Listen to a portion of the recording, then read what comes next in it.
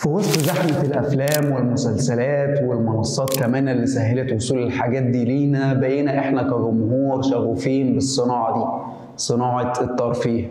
وبقينا مش بس بنتابع ممثلين، لا ده كمان بنتابع مخرجين ومؤلفين وكمان السبيشال افكتس ارتست.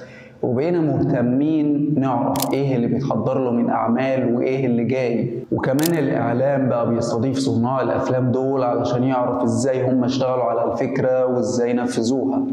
وفي وسط التقدم الكبير اللي حققته الصناعة ديت في الكام سنة الأخيرة، سواء على المستوى المحلي أو على المستوى العالمي واللي بقت في عزها دلوقتي، المفروض احنا كجمهور بيحب الصناعة ديت يسأل سؤال، وهو هي الصناعة دي بدأت ازاي؟ وإيه هي المراحل اللي مرت بيها علشان توصل للشكل اللي هي عليه دلوقتي؟ ويا ترى أول فيلم اتعرض اتعمل ازاي وكان شكله عامل ايه؟ الموضوع بدأ مع إخوات اسمهم لوميير، واللي بدأت معاهم السينما بشكل رسمي لما صنعوا أول آلة عرض سينمائي سنة 1895، واللي عرضوا من خلالها 10 أفلام كانت مدتهم 50 ثانية. وعلى عكس المتعارف عليه، فالسينما ما كانتش دايما بالأبيض والأسود، لا سنة 1896 كان بيتم تلوين الأعمال بشكل يدوي، وكمان ما كانتش صامتة، كان دايما في طبول واصوات وروائيين بيوثقوا اللي بيحصل على الشاشة. وفي سنة 1915 حصل تطور كبير في صناعة الافلام من خلال فيلم ميلاد أمة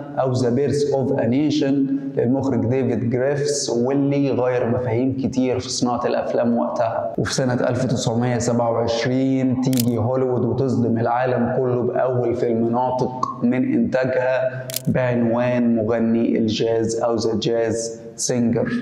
ومن وقتها قررنا نتخلى عن الأفلام الصامتة، وكان الفيلم ده نقلة فريدة أوي من نوعها في تاريخ السينما.